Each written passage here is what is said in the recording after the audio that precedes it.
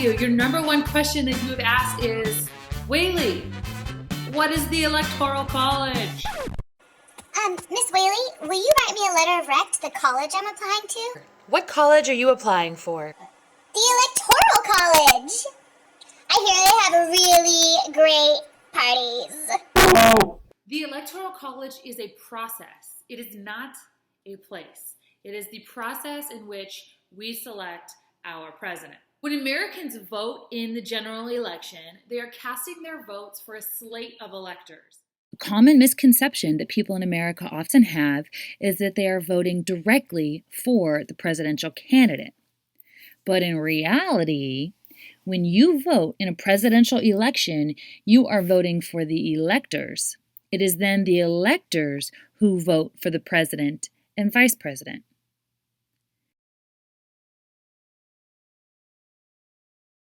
Usually, the electors are people who are active members within their political party, within their states. So they are not politicians. It is not our senators. It is not our representatives. Stuff's falling. My dog is scared.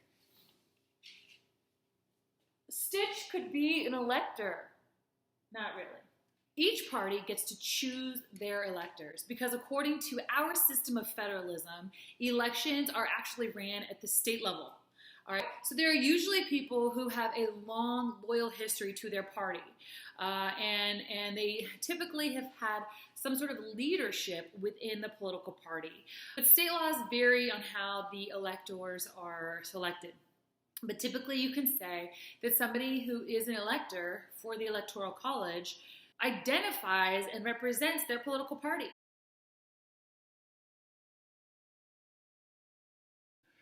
Each political party has their own group of electors.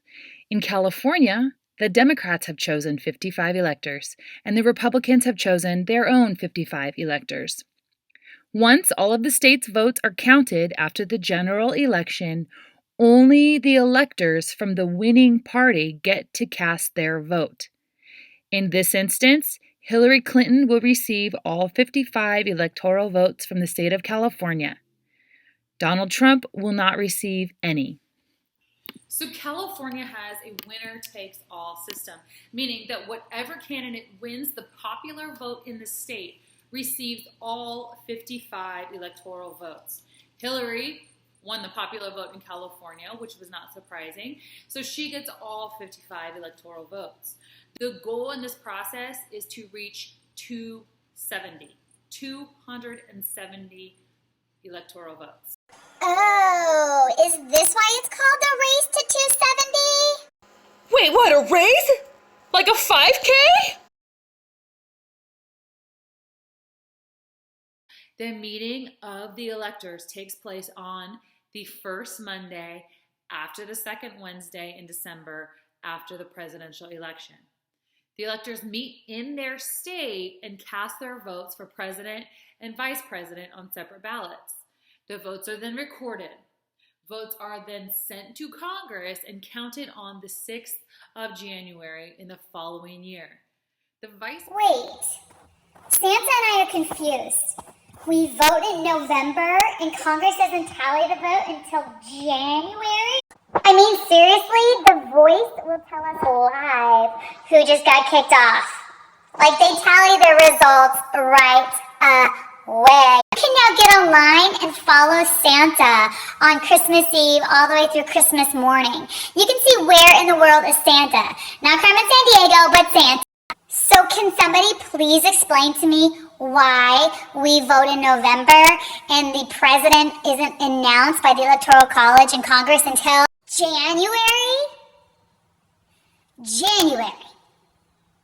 Is it because January is a boring month and we need something to look forward to? Remember, when your U.S. Constitution was written, they didn't have all the amenities that you have today. You'd have a bunch of dudes who, when the vote was cast in November, would have to get up on their little horsies and ride through the winter to cast their electoral vote. They can't just get up and go. Okay? The vice president, who is the president of the Senate, presides over the count and announces the results of the vote.